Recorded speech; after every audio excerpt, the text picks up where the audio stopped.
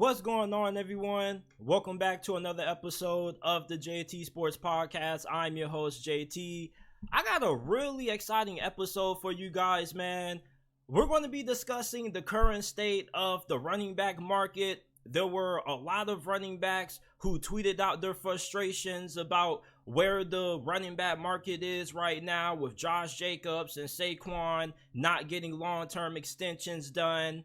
And I think there's a harsh reality that running backs are going to have to end up dealing with and coming to peace with. I'm going to talk about that.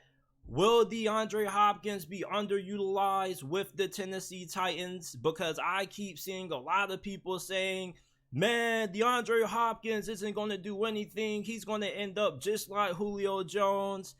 I don't know about that. I think a lot of y'all are counting out DeAndre Hopkins, and he's about to prove a lot of you guys wrong.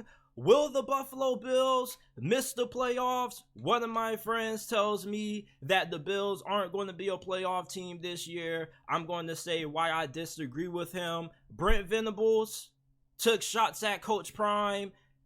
We got to talk about that. We don't understand over here on JT Sports why Coach Prime continues to get so much hate, but we're going to dive into Brent Venable's criticisms of Coach Prime, and then we're going to get into some early week one previews, man. We're going to be breaking down why Colorado has a chance to upset TCU. Did you know that Colorado is a 19.5 point underdog going into that week one matchup against the Horned Frogs? I can't believe that people are sleeping this hard on Coach Prime and the Buffs, but they have a chance to pull off the upset. And lastly, how good is Quinn Ewers going to be for the Texas Longhorns this year? Before we get into it, if you haven't already, make sure that you go ahead, hit that like button, and subscribe to the channel. We go live every day at 5 p.m. Eastern Time, Monday through Friday.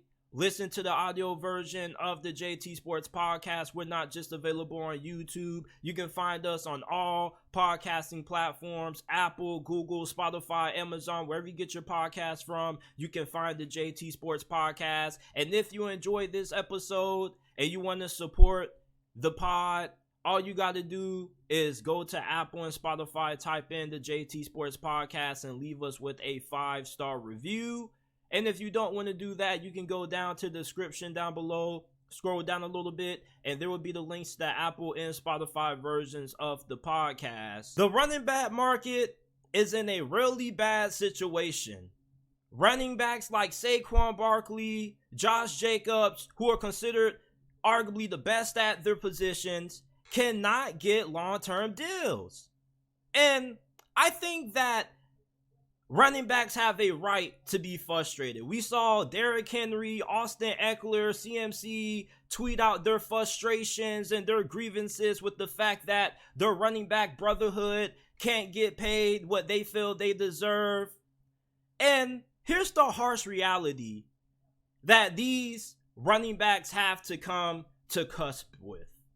And that just is the simple fact that, yes, you may be a great running back, but it's other good running backs who you can sign for less money and possibly draft without having to pay them a lot of money on their rookie deals. So when you look at all these running back frustrations, it's like, yeah, I get it, but at the same time, what can you guys do about it? You can't hold out, because if you end up holding out and your replacement ends up being better than you, then what's going to happen to you?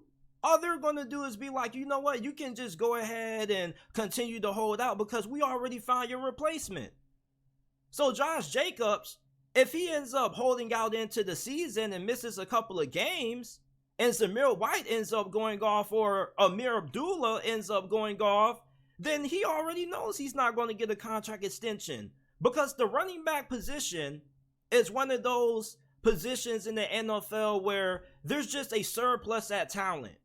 I mean, look at the free agent running backs that are on the market right now. You can get Leonard Fournette for a discount compared to paying a guy like a Dalvin Cook or a Josh Jacobs.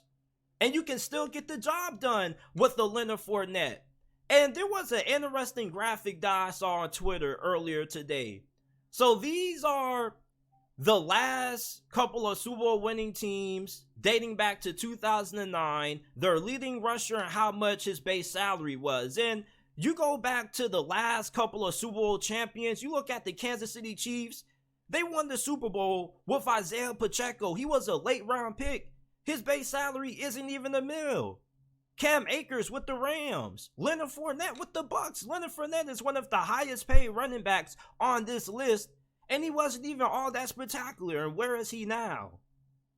I mean, you look at other guys on this list, Damian Williams, Sony Michel, LeGarrette Blount twice, CJ Anderson, and although some of these running backs had to step up due to injuries, you don't see nobody on this list that was getting paid more than $2.5 million. You look at Saquon Barkley and Josh Jacobs' situation, and you remember what you just saw on that graphic I just showed you. Why would you pay any of those running backs over $10 million a year when there have been teams in the past who have won paying way less at that position? Now, every team has a different playing style where they may need more of a elite back that has a great skill set, but it's not going to determine if they make the Super Bowl or not. What's going to determine if a team's able to win the Super Bowl is how good are they passing the football? Do they have a good offensive line? And do you have good enough wide receivers on the outside to make the plays like the Cincinnati Bengals do? And for these running backs, they got to realize that the only way you're going to be able to demand a salary exceeding $10 million a year is if you're able to not just be an elite running back, but you also have to be a really good wideout as well. You got to be a weapon. And that's why I believe Bijan Robinson and Jahmyr Gibbs are going to save the running back market, because they're not really just running backs. They also have a skill set at wideout that's the equivalent to a wide receiver 2 on any other team. So you look at the ability to not just use Jahmyr Gibbs and Bijan Robinson at running back and the mismatch that creates by itself with them being guarded by linebackers, but imagine them at receiver or in the slot. They're going to be a handful for defensive backs because they're really good route runners too. And after the catch, you don't want to see a Jahmyr Gibbs or a Bijan Robinson against a defensive back because it's not going to look pretty for the DB. You look at guys like Josh Jacobs, Saquon Barkley, they don't have the kind of skill set that guys like Bijan Robinson and Jahmyr Gibbs have. There are more running backs entering the league now that are not just running backs, but they also are really great receivers. They are big assets in the passing game. Now, you look at Austin Eckler, I think a reason why he can't get an extension is just because of his age. But if he was a couple of years younger, I think he could have the right to demand a kind of contract that requires you to pay them somewhat as not just a running back, but a wide receiver also. Similar to Deebo Samuel. I think Deebo Samuel is the perfect example for this. Deebo Samuel, the reason why he's getting paid so much money is not just because how good he is as a receiver, but also how good he is at running back. You see, you got to have that position versatility. A team has to be able to use you multiple ways.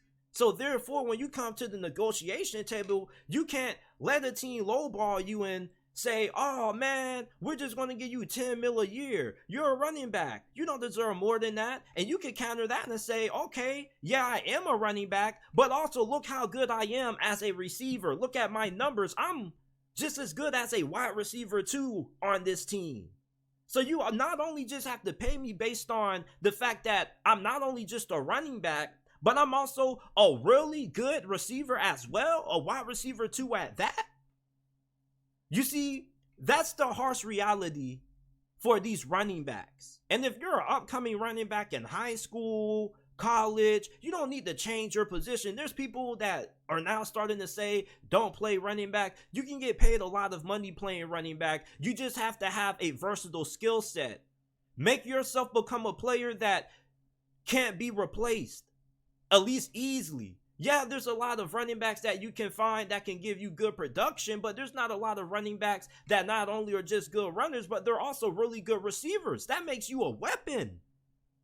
If you're a running back that can not only be effective as a runner, but they can line you out at receiver or in the slot, and you're really effective out there, you're going to increase your value.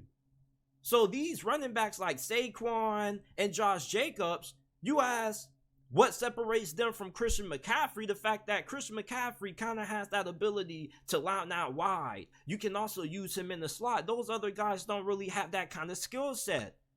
And until more running backs start to, elevate their game, they're going to continue to get undervalued. Look at some of the highest paid running backs in the league. Nick Chubb, Derrick Henry. A lot of those guys aren't making anything to what Christian McCaffrey's making because none of those guys have the kind of skill set that McCaffrey has. No offense to those guys, they're really good running backs, but until you're able to bring a lot of value to your team in the passing game, you're not going to be valued how you feel you should if you're a running back. The league isn't what it used to be in the early 2000s and the early 2010s when running backs were nearly the everything. You want to know why? Because now they say it's a passing league. And this graphic that I just showed y'all a couple of minutes ago, I'm going to show y'all again. It shows you how much the league has changed. You guys got to see this. Some of you guys got to stop pushing back and stop trying to make arguments for why the game is still the same as it's ever been, because it's not. The game has been through revolutions. And the new revolution is throwing the freaking football with a great quarterback like a Patrick Mahomes or a Justin Herbert or a Joe Burrow. Quarterbacks are at a premium.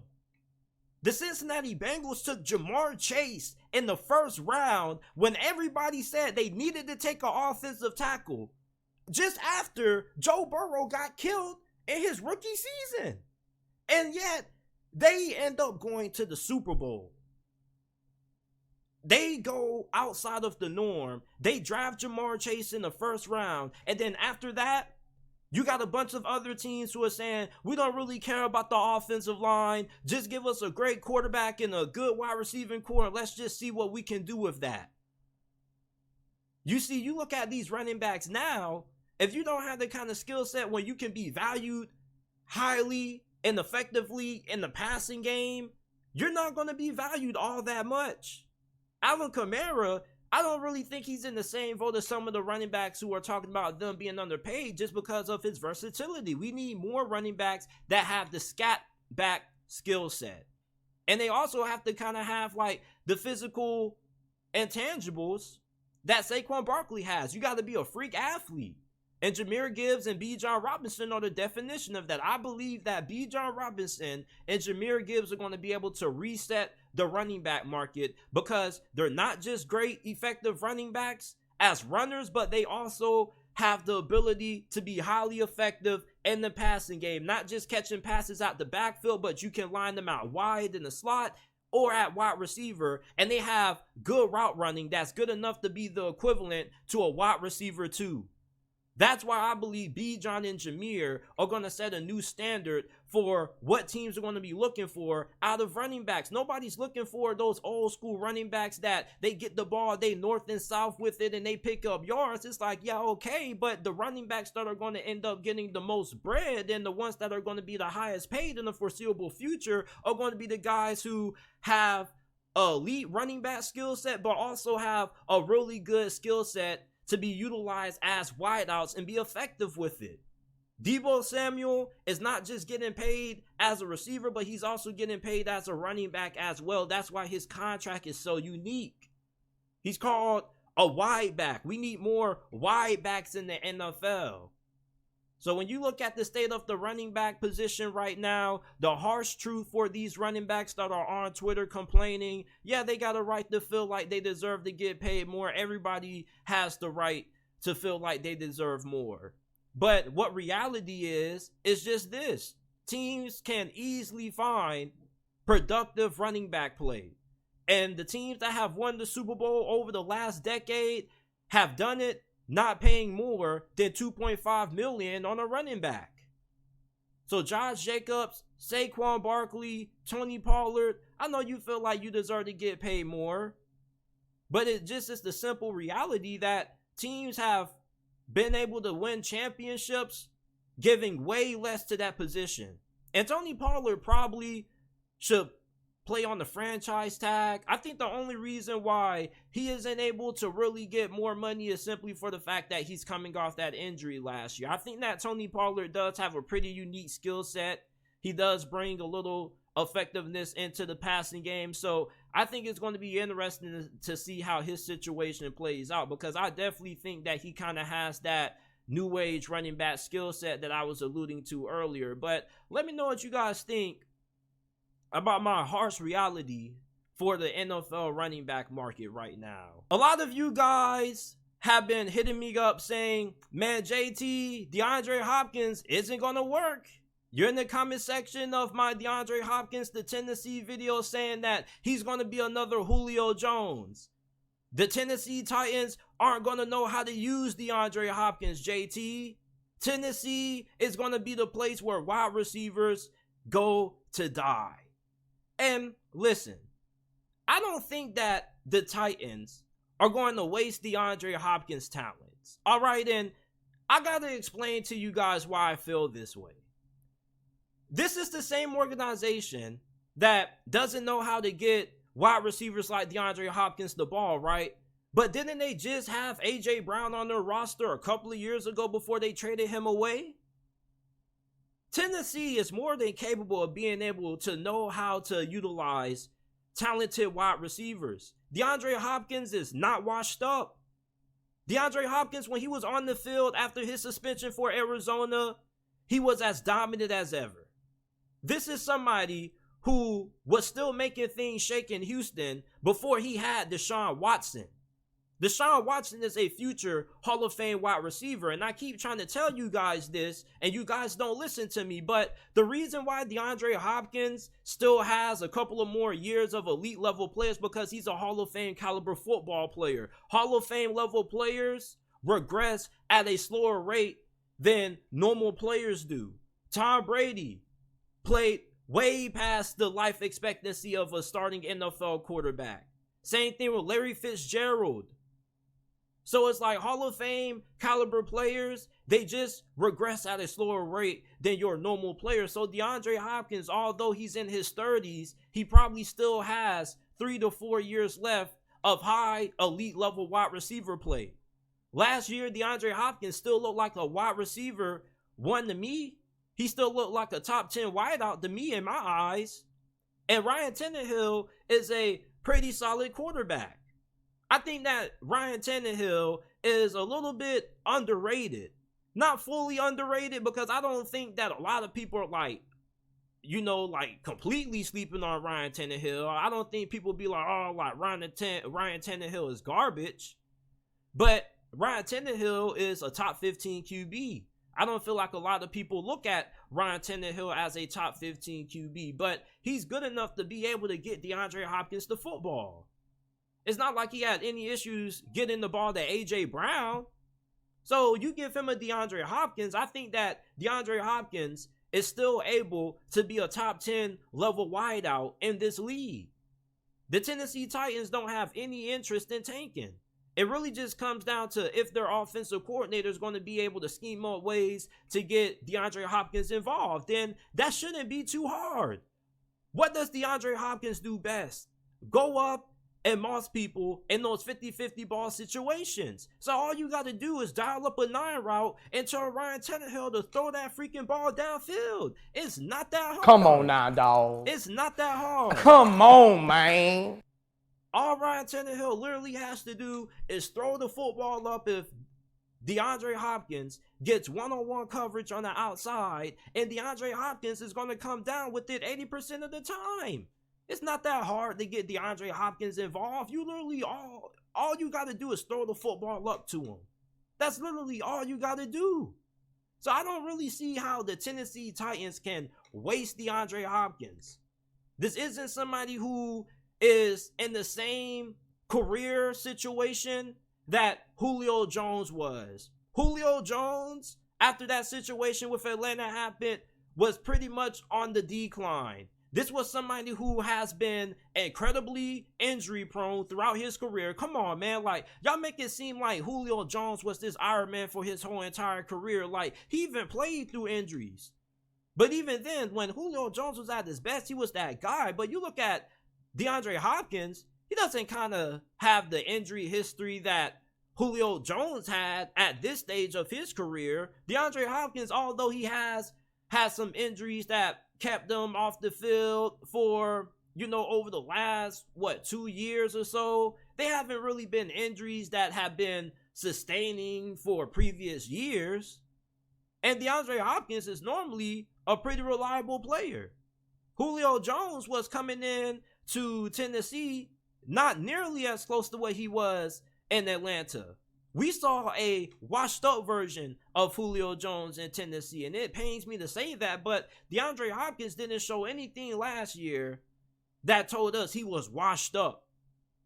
So I don't really agree with the narrative that people are trying to put on the Tennessee Titans, just acting like they're going to be unable to get DeAndre Hopkins involved. It's not that hard. You tell DeAndre Hopkins to run a fly, you see one-on-one coverage on the outside with no safety help over the top. You tell Ryan Tannehill to throw that thing up every single time. And Julio Jones is going to come down with it 80% of those situations. It's not that hard. People make it seem like DeAndre Hopkins has to be schemed open and you got to do all these super over complicated things to get him involved in the offense. It's not that complicated. DeAndre Hopkins has one of those skill sets that all you do is tell him go deep and you throw it down football. You throw the football downfield. It's like playing moss with your buddies outside. One person throws the football where this like 5 other people, they throw it up for somebody to go up and moss somebody and come down and catch the football. That's all you got to do with DeAndre Hopkins. Tell him go deep, throw the football up, and let him go get it. So I don't think that the Titans are going to waste DeAndre Hopkins like I keep seeing some people speculate and predict on social media. I got a homie of mine that hit me up a couple of days ago, and he told me that the Buffalo Bills are going to miss the playoffs. And I told him that that's really bold. That is a really bold prediction. And this isn't the first time I've heard somebody predict the Buffalo Bills failing to reach the playoffs this year.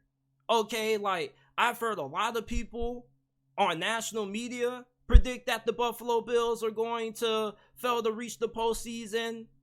And I've also had a couple of other people that I've talked to during school who think that the Bills aren't going to make it to the playoffs. So I think that the Buffalo Bills are being a little bit slept on. All right, and you look at the Stephon Diggs situation, regardless of what Josh Allen and anybody on the team says, we know that this situation is a little bit rocky. All right, and Stephon Diggs has a history of being somebody who can kind of be difficult at times. So I don't know why some people are trying to make it seem like, oh, it's just something that we're overblowing. When you have a player like Stephon Diggs who has a history of being a little bit of a diva in the locker room, of course, it's a little bit of a problem. You make it seem like this never happened before. When you have a history of being a repeat offender at something, you kind of start to develop a reputation. And that's what Stephon Diggs has developed. Same thing with Terrell Owens. And just because you have a player like Stephon Diggs who has the tendency to be a little bit of a drama king at times, that doesn't mean that you can't win with them. Now, you probably won't be able to win a Super Bowl with guys like this in your locker room, but you are at least going to be able to make it to a conference championship or even a Super Bowl. You just might not be able to win it. You see, Stephon Diggs, I don't think this situation is going to be enough to hold the Buffalo Bills back completely for being able to reach their potential. The Buffalo Bills, at worst, are a 10-win team. They still have one of the best overall rosters in the NFL. Their offensive line is a little bit shaky, but you got Josh Allen at quarterback. Josh Allen is one of the best QBs in the game right now. The run game, I mean, yeah, you might have some concerns about it, but it's not like you need elite running back play to win the Super Bowl. And then you look at their defense. Leslie Frazier steps down. Sean McDermott takes over. Sean McDermott is not a noob when it comes to defensive play calling. He was a really good defensive coordinator before he became a head coach. And the Buffalo Bills have a really talented defense. We know about how good their safeties are, but a lot of people are really sleeping on the Bills' pass rush this season. Y'all keep talking about Von Miller, but he isn't the only pass rusher that they have. They got Gregory Rousseau, who had 8 sacks last season. AJ Epinesa had 6.5 sacks. Some of these young pass rushers are starting to really turn into something difficult to stop. And then you got Ed Oliver. We already know about how good Ed Oliver is. This pass rush is being really overlooked. And when you look at teams that have the most success during the regular season, it's the teams that have a good pass rush and an elite quarterback. The Buffalo Bills, at worst, are a 10-win team. You look at this division, I don't think unless something catastrophic happens to Josh Allen that the Buffalo Bills are not going to make it to the postseason. This is still one of the most talented rosters in the AFC. Josh Allen is one of the best quarterbacks in the AFC, and we've seen over the last couple of years in this conference that the teams that go the furthest in the playoffs are the teams that have the great quarterbacks in the AFC. Look at the last 2 teams that we had in the AFC Championship game last year. Joe Burrow and Patrick Mahomes. Those were the 2 best quarterbacks in the NFL this season. The 2 best quarterbacks in the AFC. Same thing for the year prior. The teams that have the better quarterbacks advance further in the playoffs than the teams that don't have them. And the Buffalo Bills have one. And you guys make it seem like the Buffalo Bills have just been losing to anybody in the postseason. They lost to the Cincinnati Bengals and the Kansas City Chiefs. One team that went on to win the Super Bowl and another one that ended up going on to lose the Super Bowl. It's not like they got upset in that wild card game against the Miami Dolphins. They came close to, and they did play really sloppy, but they still came away with the victory. You can't really give kudos for close calls. Close calls don't win games. What only matters is pulling out the W. The Buffalo Bills, I don't really think they're doing anything that really shows that they are imploding. I think the real expectations for Buffalo Bills fans is if Sean McDermott can finally get this team over the hump into the Super Bowl. So while some of y'all think that the Buffalo Bills should be lucky enough to make it to the playoffs because you're trying to predict their demise, their goals and their aspirations are the Super Bowl. And if Sean McDermott can't even get this team to the AFC Championship game this year, you wonder if they got to start having some tough conversations and maybe a tough decision. And you guys already know our mantra for those tough conversations. Those tough conversations normally turn into tough decisions. So the Buffalo Bills failing to reach the playoffs, I don't really see that happening. I think they would need hell of injuries plus Josh Allen being out for the season for them not to be able to reach the playoffs. If you haven't already, make sure that you go ahead, leave a like and subscribe to the channel. We go live every day, Monday through Friday at 5 p.m. Eastern Time. If you're enjoying this episode so far, leave us with a 5-star review. We're trying to get to 100 5-star reviews before the start of the college football and NFL seasons. So make sure that you go ahead, give us a 5-star review if you like the content and you want to support the channel.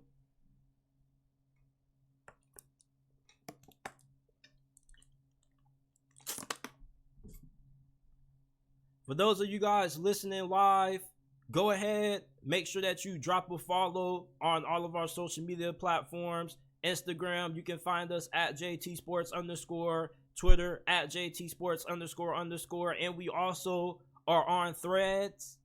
Give us a follow on Threads at JTSports_. If you have a question that you would like answered on a future episode of the podcast, you can send them in the DMs. I read all my DMs and I will eventually answer your question on a potential future episode that we do. So make sure you go ahead, follow us on Instagram, Twitter, at JT Sports _ at JT Sports __. Brent Venables, along with the prior other coaches like Pat Narduzzi, has taken shots at Coach Prime. And for some reason, I don't understand why Deion Sanders keeps just being this stepping stone for these coaches to just criticize. Like, what's wrong with Deion Sanders running his program the way he sees fit? He isn't going on his media days and criticizing other coaches for how they choose to run their program. So Brent Venables, during Big 12 Media Day, had some really spicy things to say about Coach Prime's roster overhaul. So in the interview that he did with one of these radio stations, I'm about to show it on screen, Brent Venables, in an interview with KREF 94.7 FM, pointed out the difference between his style and that of New Colorado coach. And he said, I gave guys 12 months of grace. I was unlike Deion, Venables said. I gave guys 12 months of grace to figure it out. Here's 3. Go to class, live right off the field, and when you show up, here you show up with respect and appreciation with your opportunity. And if you go 0 for 3 for 12 months, you need a fresh start. So we help 21 guys, give or take, find a fresh start. Brent Venables, people, these are his comments about how he feels about Deion Sanders' roster overhaul. And here's the thing, right?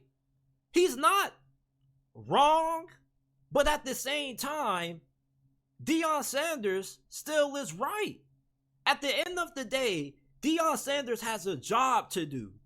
And you can't get mad at him for taking advantage of the rules. There's nothing that Deion Sanders is doing right now with this roster overhaul that is illegal or against the rules. You can't get mad at a coach for taking advantage of the rules. If the rules didn't allow for Deion Sanders to do what he's done as far as how he's utilized the transfer portal, then you can't really continue to use him as this punching bag to nail your frustration on, because that's really what it sounds like. It sounds like these coaches are a little bit salty because they've lost talented players to the transfer portal, and they're mad that Deion Sanders is completely building his squad through the transfer portal. You see, Brent Venables, I think that he has bigger problems to worry about with how his season went last year in Norman than what Deion Sanders has going up there in Colorado. You see, Brent Venables, he's not wrong, but at the same time, this is how Deion Sanders chooses to run his program. And so far, what he has done hasn't delivered bad results or good results. We're in wait and see mode. But it's not like people are coming out making bold statements against Colorado saying, "Oh, I've been mistreated by Coach Prime." At the end of the day, Coach Prime had to change the culture of that locker room. When Deion Sanders got there, he walked into a situation where those kids didn't know anything that it took to win. He ended up walking into a group of his players who were blasting music before meeting. And that's one of Deion Sanders' biggest no-nos. So Deion Sanders had to basically get rid of those players that didn't have the kind of mentality that he wanted in his program. Now, the way that he did it, you can say that, it probably wasn't the most ethical, but at the end of the day, they hired Deion Sanders to do a job. He has to do what he has to do to win, to stay employed. Same thing with Brent Venables. So how somebody chooses to run their program is how somebody chooses to run their program. There's not a right or a wrong way to this as long as you're doing it within the rules. People are taking shots at the wrong people. Take shots at the people in the suits and ties that end up making the rules that allow these things to happen. The NCAA doesn't do anything that really solves any of the issues that we have with the transfer portal or the NIL. So Brent Venables, instead of taking shots at Coach Prime, should be taking shots at them. You just can't get mad at another coach for taking advantage of the rules. You got to get mad at the people that allow those rules to be taken advantage of. That's common sense. Come on now, dog. Come on. Come on, man. You can't get mad at Coach Prime for going about his rebuild the way that the rules allow him to. You got to take that up with the people that allow these rules to be bended like that. If it was so much of a problem, Brent Venables, why don't you just go ahead and take it up with those guys? Why are you taking shots at Deion Sanders? That makes no sense to me. I'm really ready for this season to start. Because for those of you guys who really think that Colorado is only going to win 3 games, you're going to be incredibly surprised. Because Colorado is going to be way better than what a lot of you all think. And if they end up having a successful season where they at least make it to a bowl game and then some, do you not know how many other coaches are going to rebuild their programs that they get hired to in their first years in the same way that Deion Sanders has done so far with Colorado? You already know that it's a copycat league. So if Deion Sanders has success with the way that he's went about this transfer portal cycle, overhauling this roster, then there's other coaches that are going to follow suit. Kenny Dillingham was in the transfer portal just as much as Deion Sanders was, and nobody's talking about him. Brent Venables didn't take any shots at Kenny Dillingham. So I don't completely get why these coaches are so offended with what Deion Sanders is doing. They make it seem like they're taking up for the kids. If it's rubbing your skin such the wrong way, why don't you go ahead and pick up the kids that Deion Sanders let go into the transfer portal? Since you care so much about them, it's like you can't get mad at how somebody else chooses to run their program. There's not a morally wrong way that Deion Sanders has went about this. This is business. This is a performance-based business. And if you don't perform, you get fired. So therefore, Deion Sanders has to do what he sees as best fit for him to have success right away. Same thing with Brent Venables. I'm pretty sure that there's a lot of things that Brent Venables has done, like Deion Sanders has done, that people would disagree with. The only difference is that this is Deion Sanders, and you know the name Prime just rings bells, and Deion Sanders is a Hall of Famer, so he has a really polarizing image, a really polarizing position in college football in terms of popularity and the attentions that he brings. Meanwhile, you look at a guy like Brent Venables, it's like nobody's really keeping up with him as much as they're keeping up with Deion Sanders. It's like there's plenty of things that Brent Venables might have done that people didn't agree with. And maybe the local news articles and the local media over there in Oklahoma covered it, but nobody on the national level is talking about it. So, Brent Venables takes a shot at Coach Prime.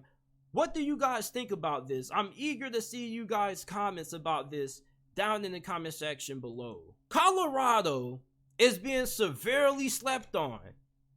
They are a 19.5-point underdog as of right now, going into their week 1 matchup against TCU. And I know that week 1 is a couple of weeks away, but you know, I'm just really interested to dive into this matchup because I think that Colorado has a really good opportunity at being able to pull off this upset. And this is what really confuses me when people talk about this game. They say, man, JT, TCU is just a much more talented football team than Colorado. And I asked them, okay, how many returning starters do they have on offense? 3. How much of their offensive production from last year do they return? 33%. So, who's their offensive coordinator? Do they retain their same offensive coordinator from last year? Oh, no, they don't? Oh, what happened to him? Oh, he went to Clemson? So who's replacing him? Kendall Bryles? So he's going to be instilling a new offense? Colorado? What are they going to be doing? Oh, instilling a new offense? Oh, okay. Is Colorado going to have a new starting quarterback? Ah, that's crazy because where's Max Duggan? Oh, Max Duggan, he's not here? Okay. So who's going to be replacing him? Oh, okay. Chandler Morris. So we get Shedeur Sanders versus Chandler Morris week 1, right? Who are you guys taking in the quarterback battle? Head to head, Chandler Morris or Shedeur Sanders? In a game like this, week 1, normally the team that gets better quarterback play has the better advantage at winning. Especially if they're trying to pull off an upset like this. And let's just be honest. I'm pretty sure most of us that are unbiased towards Colorado and don't have a grievance against Coach Prime are probably going to take Shedeur Sanders over Chandler Morris. Even if you're a TCU fan, you probably would take Shedeur Sanders over Chandler Morris. And don't give me anything about he played FCS, he played lower level competition, because there's been plenty of quarterbacks that played in the FCS, transferred to Division I, and still balled out. Most of all of them were really good. Prime example, Cam Ward with Washington State. He transferred from Incarnate World last year. So Shedeur Sanders should be really good. And you got the fact that Chandler Morris, he has a pretty good team around him. But we got questions about TCU at wide receiver. They lost 3 of their leading receivers from last season's team. So they pretty much have a lot of new faces in the passing game. And when you look at Colorado, their receiving core is fairly new too. But I think it's fair to say that Colorado has a better receiving core than TCU.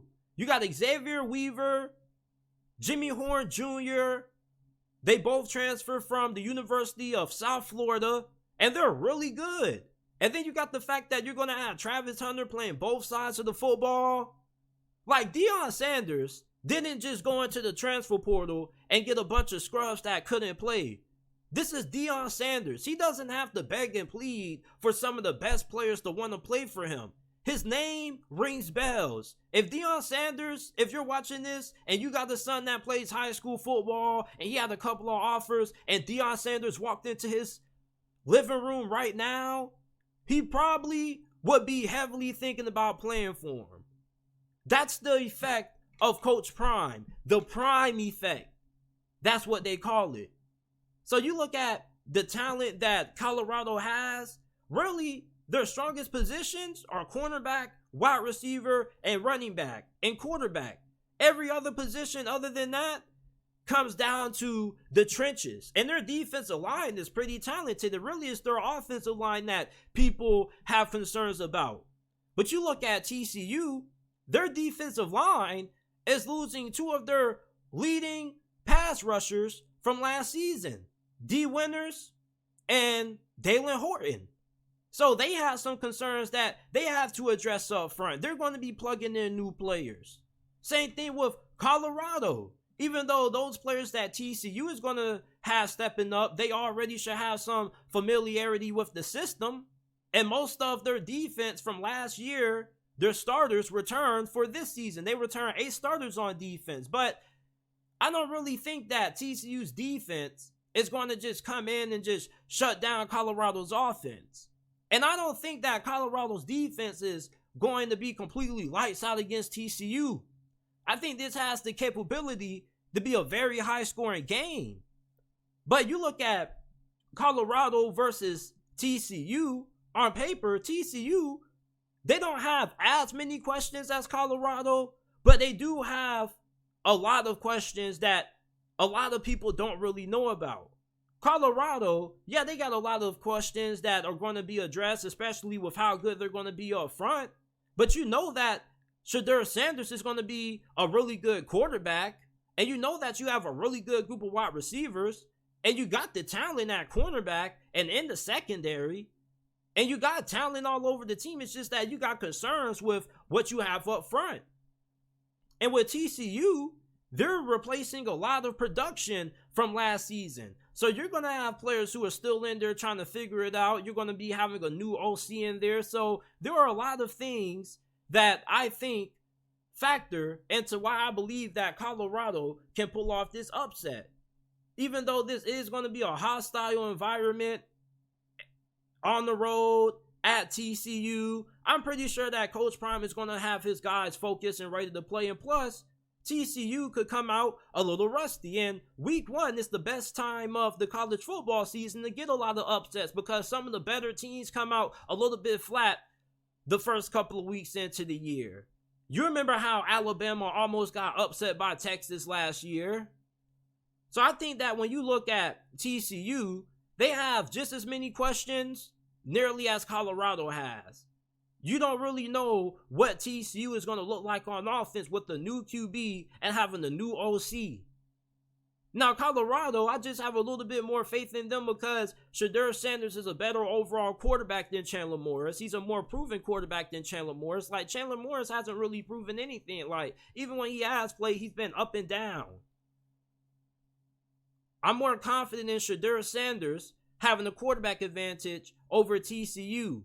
And then you look at the fact that their wide receiving core should be really good as well. And their secondary with Travis Hunter. You know what Travis Hunter can do. You know what Shiloh Sanders can do. So I think that Colorado is going to come in this game and prove to a lot of people why they're going to win more than just 3 games this season. And if you haven't already taken the free money with Colorado over under 3.5, you need to go ahead and get that, man. Go ahead, take Colorado 3.5. I am not a financial advisor. That is not financial advice. I'm just saying. You know, I don't see Colorado winning anything less than 6 games this year. They got a way better roster than what people are giving them credit for. Quinn Ewers, the biggest question with him is he going to end up living up to all the hype that he received coming out of high school? Last season, his first year as a starter, it was an experience. And it was a pretty up and down experience. You know, you had the Alabama game where a lot of people scream at you, myself included, Texas would have beaten Bama if Quinn Ewers was healthy. And then you have some performances that just make you go, man, like, are we sure this dude is going to be it this season? Are we confident that maybe his backup quarterback or maybe Arch Manning may not be able to dethrone him at some point this season? Quinn Ewers, going into 2023, should have a fantastic season. Okay, if you are going to ask me, JT, how good do you think Quinn Ewers is going to be this season for the Texas Longhorns? I think he's going to be a finalist for the Heisman Trophy this year. And that is one of my bold predictions for this season, but I don't really see how it doesn't happen. You got a really talented offensive line. You got to remember that Texas has recruited very well, especially when it comes to their offensive line. And they had a lot of young guys last season who are getting experience. Those guys are going to be better. They're going to be more developed. So this should be a really good offensive line. And they have one of the best receiving cores in college football. Their receiving core probably is just as good as Washington's and Ohio State's. And no, they don't have a guy like Marvin Harrison Jr., but they do have a Xavier Worthy that Quinn Ewers is going to be throwing to, Jordan Whittington. And you also got the fact that Isaiah Nayer is going to be fully healthy this season. A.D. Mitchell transfers from Georgia to Texas. There is too much talent for Quinn Ewers to not be a Heisman caliber QB this season.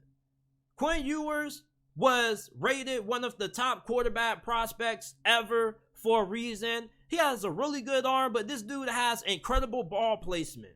That's what a lot of people don't talk about when it comes to Quinn Ewers. Like, when he throws that deep ball, he puts it in really good spots. One of his best throws last season was against Alabama to Xavier Worthy.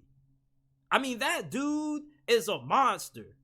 So you look at how good his receiving core is, plus the fact that last season was his first year being a full-time starter, having that second year of experience, the game is going to slow down for him. He should take a big leap this season, and I think he's going to be in the Heisman conversation because it's a lot of talent around him, so he should put up a lot of great statistics, and plus, it's Texas. Texas is one of the biggest brands, not just in college football, but in all of football. So if he's playing good, everybody's going to be talking about it. And then that's one thing about the Heisman Trophy that people kind of overlook. The people who win the Heisman, most of the times, are the players that get talked about the most. The players who have the most Heisman moments. And Quinn Ewers is going to have a lot of opportunities to show us because he's going to be in a lot of big games this year. You're playing Alabama on the road in Tuscaloosa. That's one of the biggest games of the season, and it's really early. You got to play against Kansas. You know Oklahoma should be better this year. So there's going to be a lot of opportunities for Quinn Ewers to prove himself. And also, there's a possibility that Texas can make it into the college football playoffs. They are the favorites to win the Big 12, and they do have one of the most talented rosters in college football this season.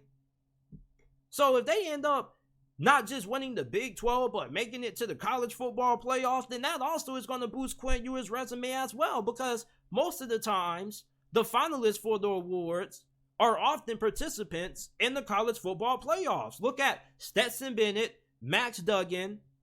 You also had Who else? You had Hendon Hooker, who didn't get invited, but he was still a finalist in the voting. You also have Caleb Williams, who also was in the running to almost make it. So if your team is in contention to at least be considered for the college football playoffs, or you had a little bit of college football hype, but you slipped up somewhere along the late portion of the season, you're still going to get a little bit of consideration, as long as you have the numbers to back it up. So even if Texas goes 10-2, as long as they slip up a little bit late in the season, but they're still competitive and they still are in their conference championship, they're going to have an opportunity for Quinn Ewers to win the Heisman. And if they make it to the college football playoffs and Quinn Ewers ends up balling out, I don't see how he doesn't win the Heisman. So I think that Quinn Ewers is going to be a Heisman caliber quarterback for Texas football in 2023. This is it for this episode of the JT Sports Podcast. I appreciate you guys for tuning in. If you enjoyed this episode, make sure that you leave us with a 5-star review. We're trying to get to 100 5-star reviews before the start of the upcoming college football and NFL seasons. We currently are at 75-star reviews on Apple. We're only 30 away from 100, so go ahead, give us a 5-star review. You can find us on Apple, Google, Spotify, Amazon, wherever you get your podcasts from. You can find the JT Sports Podcast. Leave a like, subscribe to the channel, and I will see you guys tomorrow with another episode of the JT Sports Podcast.